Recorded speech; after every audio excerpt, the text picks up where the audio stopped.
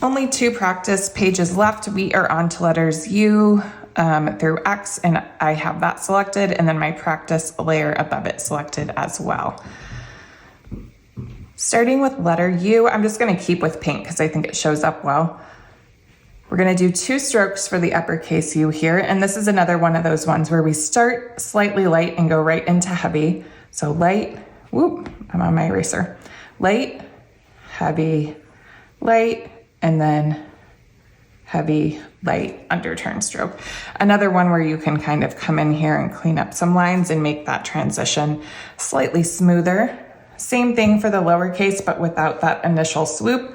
We're gonna do a basic underturn stroke, so heavy to light, and same thing again, heavy to light, but stopping our tail slightly shorter there. For the slanted U, we will come around with light pressure into heavy, up into light, so that's kind of a fancy underturn, and then heavy, light. Same exact thing, just slightly modified here. Light, heavy underturn, light, heavy, light underturn, heavy, light. And then again, if you have any little spots to touch up, you can do that.